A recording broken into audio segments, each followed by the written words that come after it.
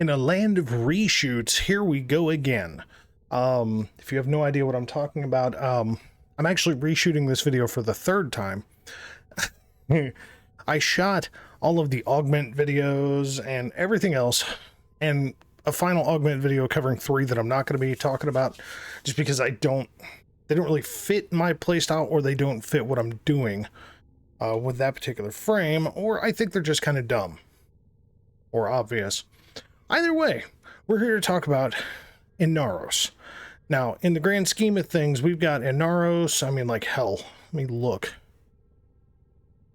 The upcoming stuff is going to be Inaros Mirage, Neja, Ureli, Lavo, Citrine, Kalervo, Stynex, Loki, Nidus, the Onos, and the Ruvox. And then the other 3 augments. There's anything out of order there? Don't know what to tell you. Doing the Inaros rework, and then there was a minor rework on Mirage in regard to the lighting effects with Disco Ball, Prisma, whatever, Prism. There you go. There, that's the word. But we're going to talk about Inaros here, the old sand god, Baro Katir's lookout boy. So let's just cover the basics here.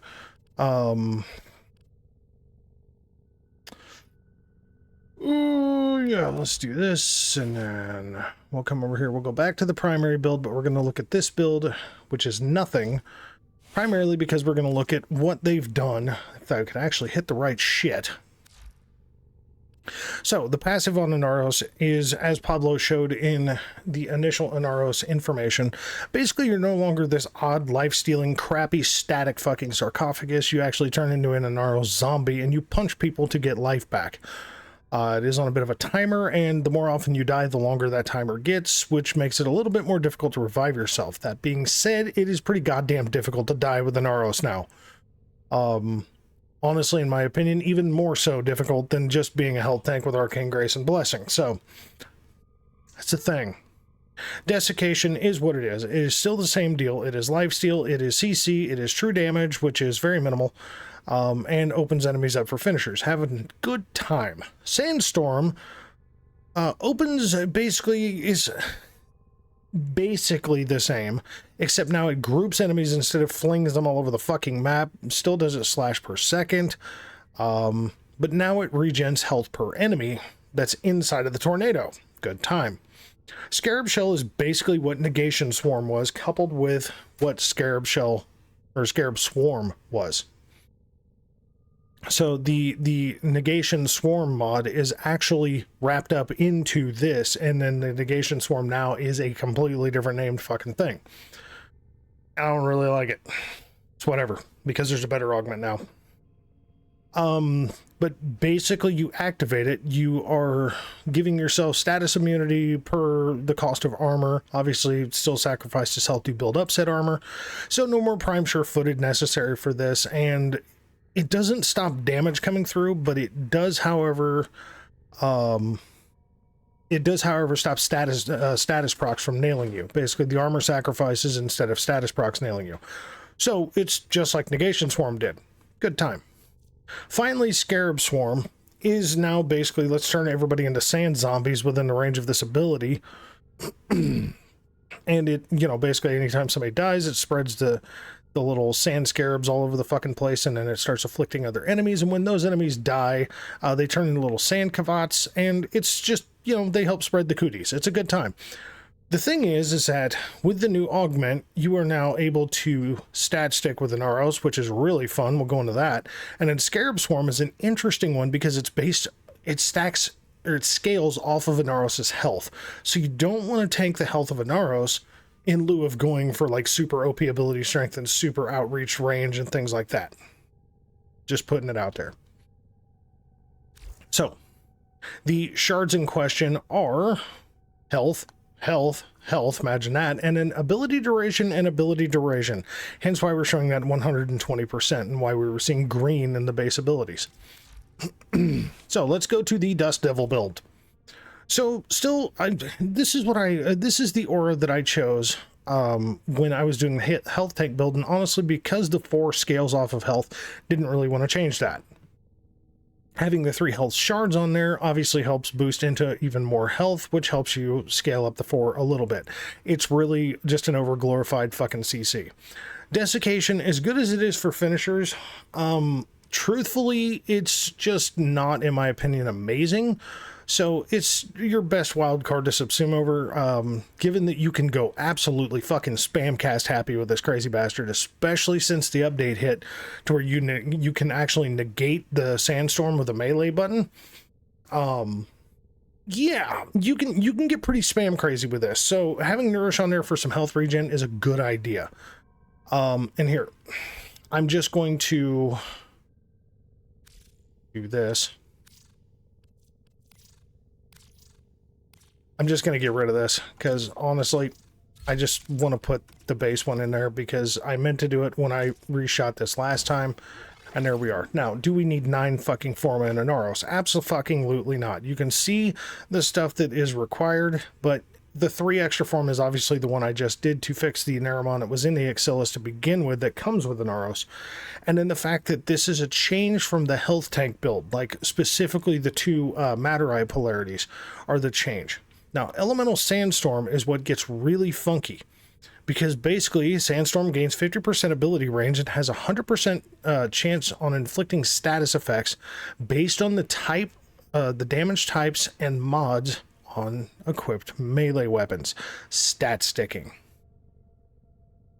So whatever your melee build helps apply status damage through the Elemental Sandstorm. It's a good time.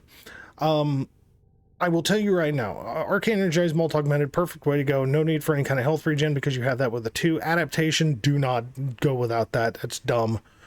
And yeah, overall, I mean, this is just a really solid build. Now, is there going to be a need for an Umbra Forma? I don't believe so.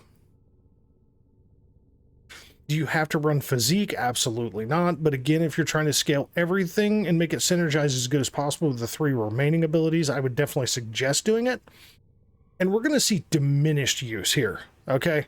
Like, we're going to see absolutely diminished use. Like, me polarizing and then coming to record is a whole thing in itself. That's fine. It's not going to matter. So with that, whatever primary of your choice, it doesn't matter. Something you think you can kill, you know, Eximus and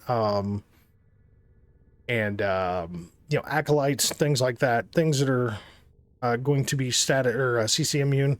Tennisicron is, again, secondary is kind of whatever you want, you know, you want to. I mean, personally, I was actually running this. I don't know why I changed over to the Cycron, truth be told. And then as you see, yes, the Nami Solo. Now, this is a really, really, really interesting ribbon that I have for this thing, because normally you would think that this would suck. But by just having a rank 2 melee crescendo, okay? Because a rank 2, gain 3 initial combo for the rest of your mission on a finisher kill. Well, guess what the second ability does? Opens up for ground finishers. Welcome to it. You basically point your reticle at the enemy with the big fucking orange thing on them and hit melee, and boom, ground finisher. Have a nice day. But the Riven in question is a fuck ton of critical chance, a damn good amount of status chance, and the combo duration, because of melee crescendo, really doesn't fucking matter. Because, like, we're going to do a 10-minute run with this, okay? So, sorry if it feels a little long, but we're going to do a 10-minute run. So, basically, all of this, we're trying to apply slash, and we're trying to apply viral, and then basically the other shit will just kind of hit as it goes, because we want this to really tag enemies. Why the hell I just did that? You know what? Actually, I meant to change this. There we go. Cool. We like it. Like a lot. So, yeah. Like, there's nothing wrong with running Darija, by the way. Darija is totally fine. Personally, I've just been a big fan of running Artax with Death Cube to really slow enemies down big time, especially Aximus, because cold damage still affects them. So it kind of slows them down in case I'm in a kind of a wonky spot with enemies. So let's just go show this dickhead off, because good God. So even with diminished energy, this shouldn't be a problem.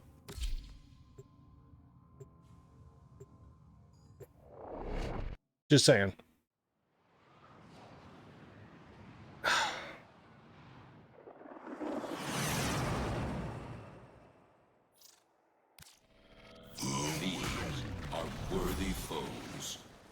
underestimate. Oh, baby, let's do it. See, shorten duration, shorten range, all the whole shebang. I don't even give a shit.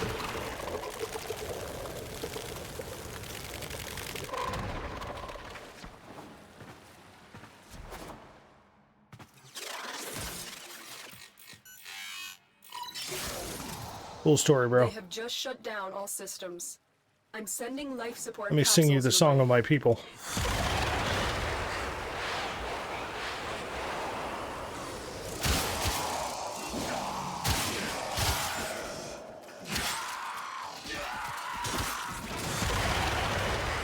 Excuse me, friends.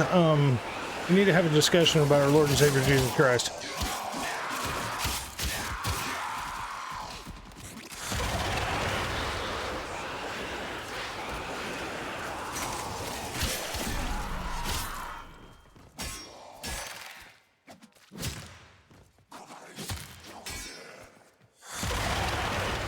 Dude wants to stand up and still give me a finisher? Okay.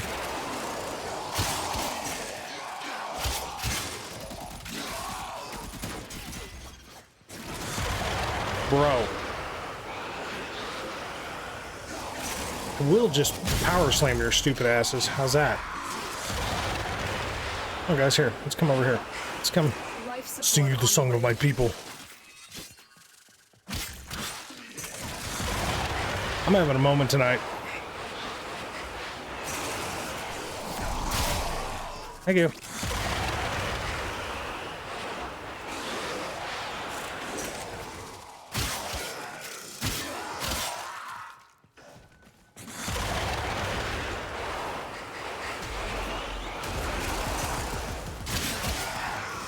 I've delivered a life support capsule to the area.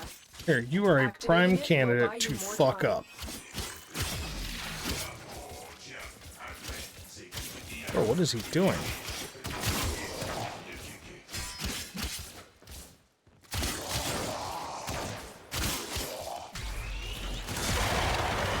I love when an Eximus is stuck with a cold proc. It's fucking hilarious.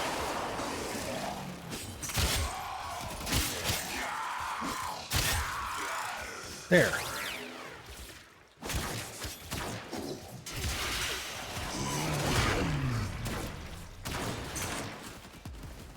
Okay, you know, if Artax could stop targeting this dude, I think I'll have a whole lot easier. Thank you. Sorry, this is a me problem. Very much a me problem. Life support incoming.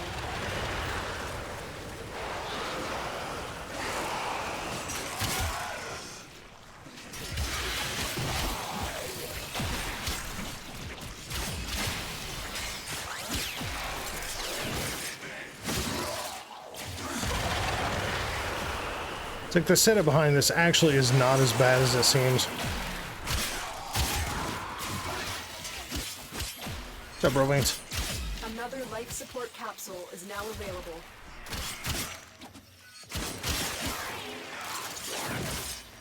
Hi.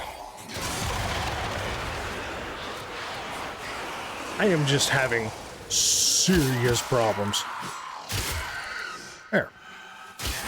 So the bare minimum, now that I've completely wasted everyone's time, the bare minimum behind this actually is not so bad because at a minimum times 6, my Incarnon will always trigger.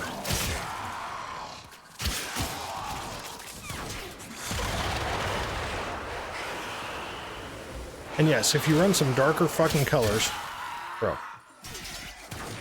Oh look, a Guardian Eximus.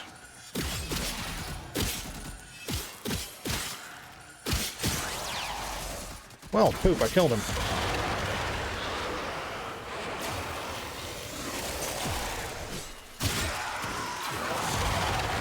Yeah, obviously going for a times 12 is really the best way to go. And I'm sorry if I'm not talking very much. Honestly, this is just a lot of fun to play. I kind of get a little hyper-focused playing him. See, now we're up to a times 10. Life is good.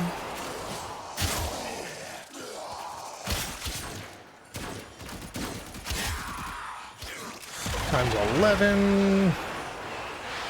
If we can hit that magic times 12, it'll be a good time. There we go.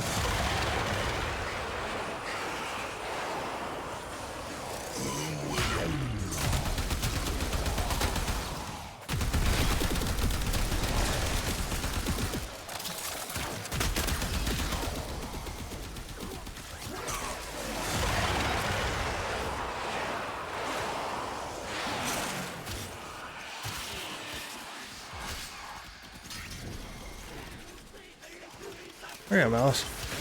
The operative has just made their first discovery. Keep up the good What's up, work. Brobeans? When you need it, extraction is ready. Bye, Malice.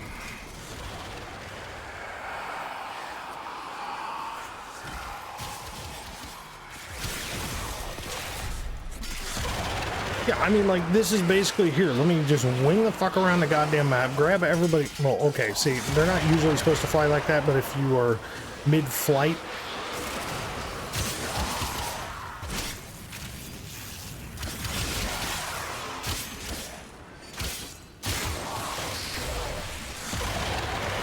excuse me, sir, I'm just gonna get away from you, kill all your homies, and come back and fuck your life up.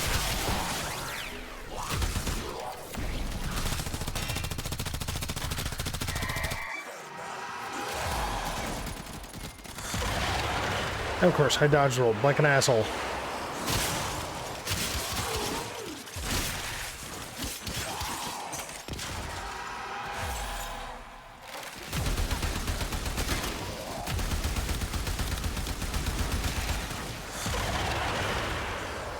Just remember the Excelsior's dog shit. I mean, at close range, yeah, Excelsior's kind of poo.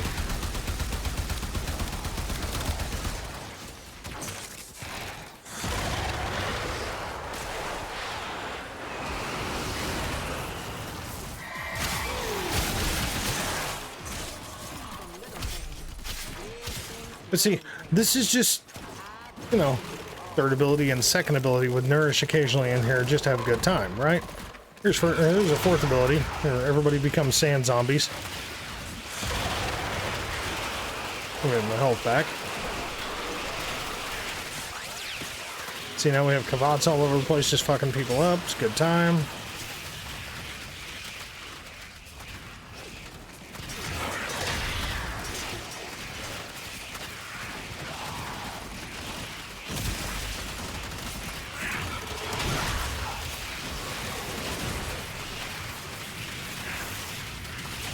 Where did they go? Fuck you, homie. Die, dumb drone.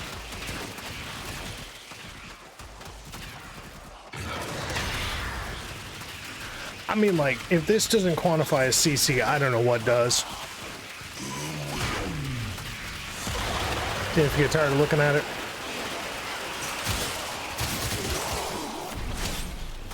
It's what makes Tsunami Solo very interesting as a stat stick.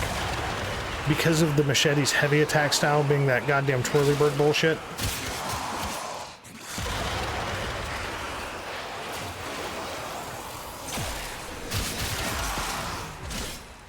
Like, everything that you group just fucking dies.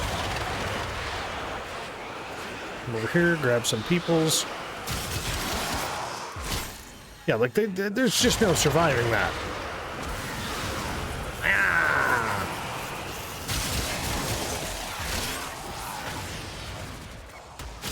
Stop that.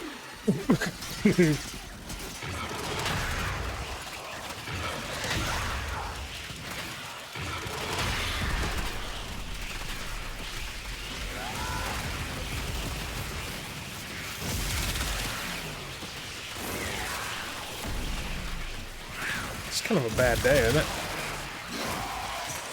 See, look, I got crazy sand kitties just running around everywhere, just fucking people's days up.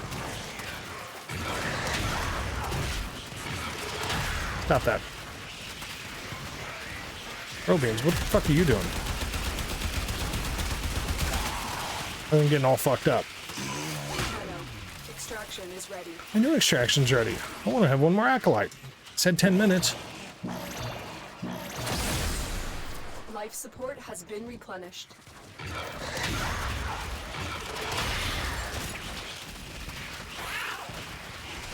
We like it.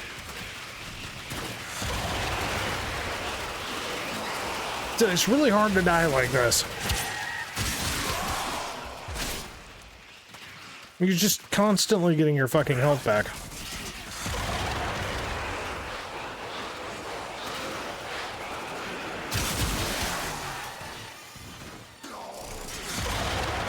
Like, I can just stand here and just be like, hey, what's up?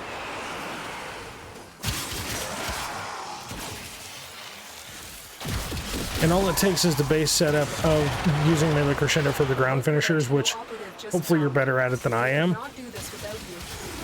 Because, man, that was rough sledding for me there for a sec. I think we can all admit that. I wasn't holding my tongue right. Well, where the fuck are you at? Oh, there.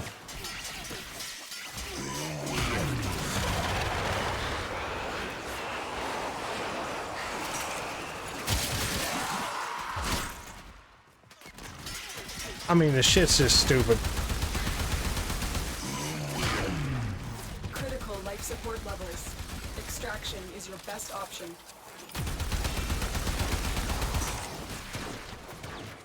Fine, I'll come over here. I'll hit both these fucking life supports so you'll calm your fucking ass, Lotus. Because we're gonna get through one more acolyte. Life support activated. See? That's all I was asking for.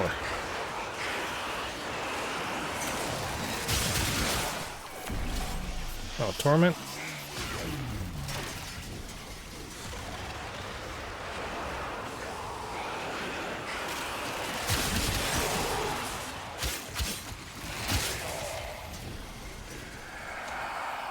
Like, it's just...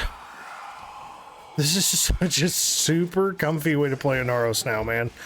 And it's very powerful is the best part. Like, it's not like endgame OP kind of shit, but man, the level of survivability that they've added into Inaros. That was... Bro, that showed... Man, I'm gonna punch a motherfucker. What the hell? Could have swore that said it was up. My bad.